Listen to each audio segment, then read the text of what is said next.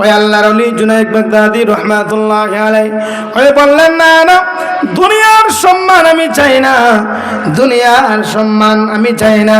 দুনিয়ার মানুষ আমাকে যা কিছু বলুক না কেন, আমি কোনোভাবে নবীর আহলে বায়াতকে কষ্ট দিতে পারবো না। বলেন না সুবহানাল্লাহ।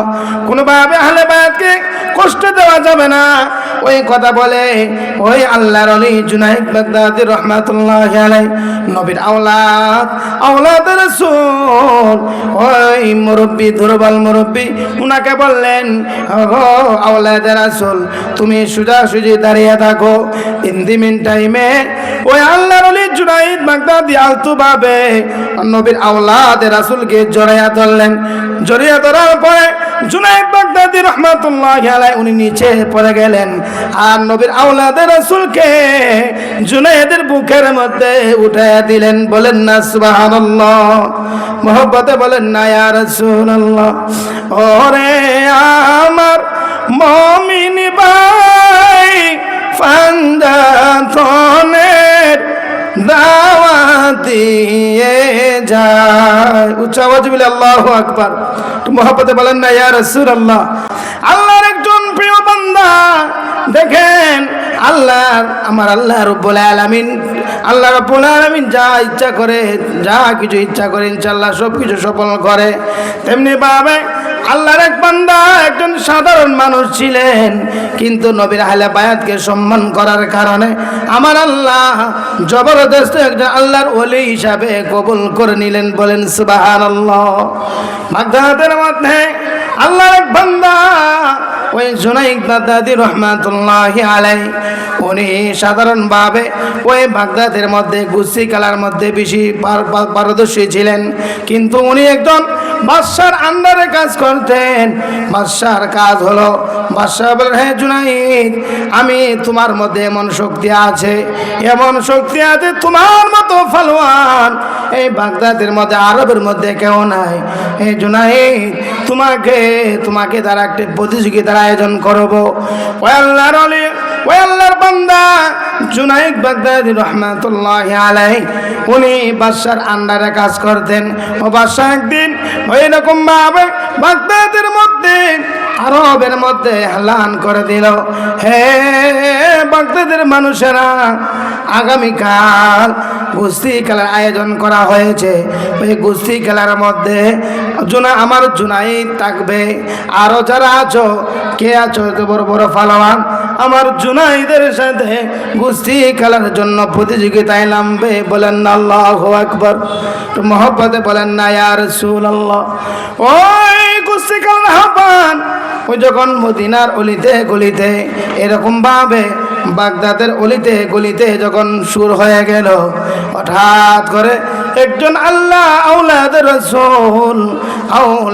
রাসূল নবীর আহলে বায়াত, নবীর আওলাদ, উনিও ওই বাগদাদের মধ্যে উপস্থিত ছিলেন। চিনার পরে ওই আওলাদের রাসূল উনার খানের মধ্যে যখন ওই আওয়াজটা শুনল যে আগামীকাল এমুক সময় এমুক জায়গায় কুস্তি খেলার আয়োজন করা হয়েছে, ওই খেলাতে যারা জিততে পারবে, যারা বিজয় অর্জন করবে, তার জন্য এরকম ভাবে একটি শাহী পুরস্কার দেওয়া হবে। বলেন না সুবহানাল্লাহ। মহব্বতে বলেন না ইয়া রাসূলুল্লাহ। ও আমার মুরব্বি বাবারা, যুবক ভাইরা, ইন দি মিড টাইমে ওই মাঠের মধ্যে একের পর এক সবাই চলে গেল, হাজার হাজার দর্শক মাঠের মধ্যে চলে গেল। ওইদিকে আল্লাহর বান্দা জুনায়েদ বাগদাদী রাহমাতুল্লাহি আলাইহি উনিও মাঠের মধ্যে উপস্থিত হয়ে গেলেন। ওইদিকে দেখা যায় বাগদাদের যত বড় বড় ফালওয়ানগুলি ছিল, একের পর এক যখন কুস্তি খেলা শুরু হয়ে গেল, ইন দি মিন টাইমে একের পর এক ওই বাগদাদের এই কুস্তি খেলার মধ্যে একের পর এক সবাই চলে গেল।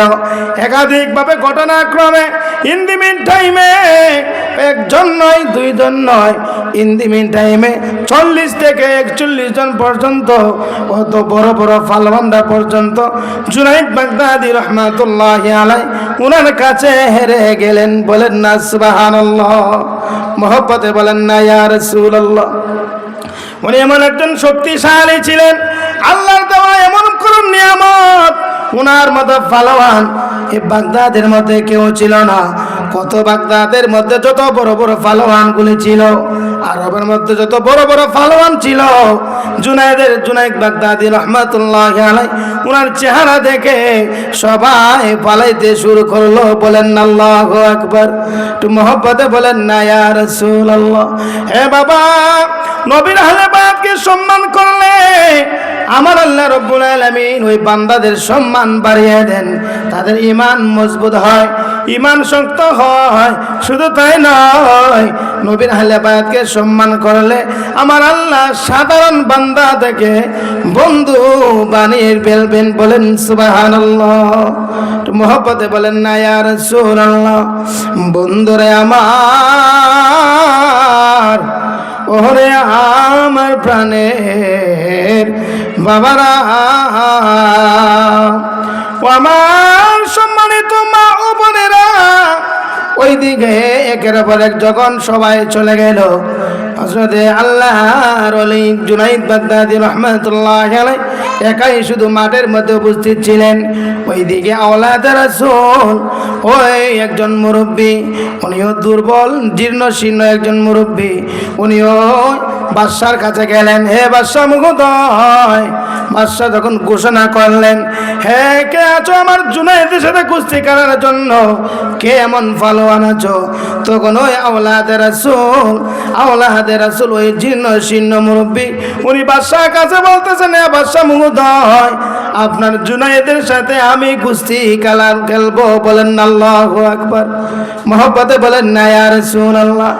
বাদশা বললেন, না না, তোমার মতো একজন জীর্ণ শীর্ণ, তোমার মতো একজন দুর্বল মানুষ, তুমি একজন মুরব্বী, কিভাবে তুমি আমার জুনাইদের সাথে কুস্তি খেলবে?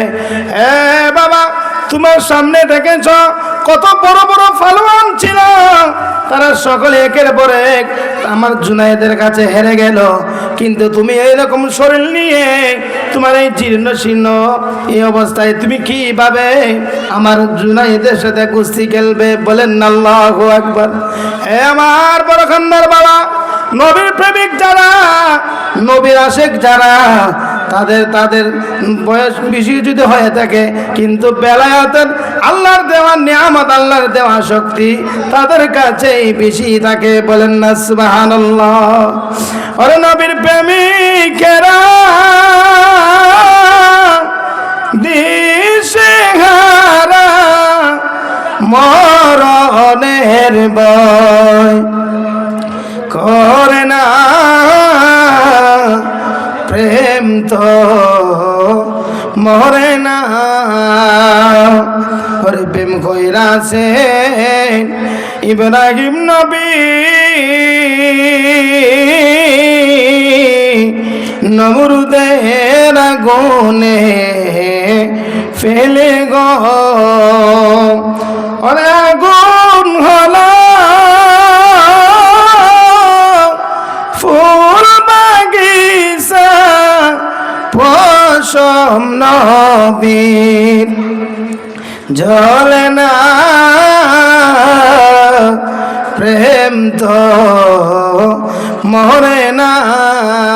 উচ্চ আওয়াজ বলে আল্লাহু আকবার, একটু মহব্বতে বলেন না ইয়া রাসূলুল্লাহ। বন্ধুরে আমার, ওরে আমার প্রাণের বাবারা, ইন দি মিন টাইমিং ওই আওলাদে রাসূল উনি বাদশার কাছ থেকে অনুমতি নিয়ে মাঠের মধ্যে যখন প্রবেশ করলেন, প্রবেশ করার পরে ওই আওলাদে রাসূল জুনাইদের কাছে গেলেন। যাওয়ার পরে ওই আওলাদে রাসূল ডাক দিয়ে বললেন, জুনাইদ, হে জুনাইদ, তুমি আমার দিকে তাকায়া দেখো, আজকে একদিন নয়, 2 দিন নয়, 3 দিন যাবত আমার ঘরের মধ্যে চুলার মধ্যে আগুন ধরে না। আমি আমার পরিবার পরিজনদেরকে নিয়ে খুব কষ্টে আমার জীবন যাপন করছি, খুব কষ্টের মধ্যে আছি। হে জুনাইদ, আজকে রে আজকের এই শাহী পুরস্কার যদি আমি বিজয় অর্জন করতে পারি, ওই শাহী পুরস্কারটা বলে আমি আমার সংসার নিয়ে সুন্দরভাবে বসবাস করতে পারবো। বলেন না সুবহানাল্লাহ। আওলাদুর রাসূল বললেন, হ্যাঁ জুনাইদ, আমরা তো তুমি জানো না, তুমি ভালো করে শুনে নাও, আমি শুনেছি তুমি নাকি নবীর আহলে বায়াতকে সম্মান করো, নবীর আহলে বায়াতকে ভালোবাসো। তুমি যদি প্রকৃত পক্ষে আহলে বায়াতকে সম্মান করে থাকো, নবীর আহলে বায়াতকে যদি ভালোবেসে থাকো, তার আমি একজন নবীর আওলাদ। হ্যাঁ জুনাইদ, আমি তো মানুষের দ্বারে দ্বারে ঘুরতে পারি না, ভিক্ষা করতে পারি না। হ্যাঁ জুনাইদ, যদি যে কোনো মাধ্যমে তুমি যদি আমাকে বিজয় করে দাও, তাহলে আমার পরিবারদেরকে নিয়ে আমি সুখে শান্তিতে সংসার করতে পারবো। বলেন না সুবহানাল্লাহ। মোহাব্বতে বলেন না ইয়া রাসূলুল্লাহ।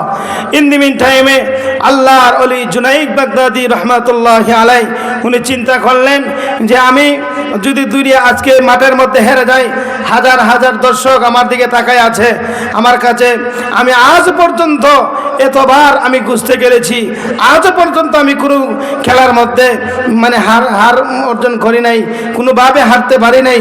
এখন যদি আমি হেরে যাই, হয়তো দুনিয়ার মানুষ আমাকে ঘৃণা করবে, আমাকে আর মহব্বত করবে না। তখন ওই জুনাইদ বাগদাদি রহমাতুল্লাহি আলাইহি উনি চিন্তা করলেন যে আমি যদি ওইদিকে নবীর আহলে বায়াতকে যদি অসম্মানী করি, নবীর আহলে বায়াত যদি আমার কথার দ্বারা আমার ব্যবহারে তারা যদি কষ্ট পেয়ে থাকে, তাহলে কাল হাসরের ময়দানে আল্লাহ এবং আল্লাহ রাসূলের কাছে কি জবাব দিব? বলেন না আল্লাহু আকবার। মোহাব্বতে বলেন না ইয়া রাসূলুল্লাহ।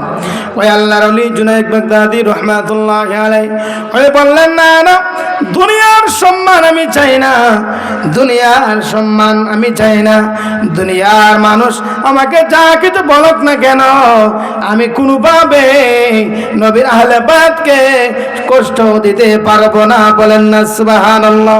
কোনোভাবে আহলে বায়াতকে কষ্ট দেওয়া যাবে না।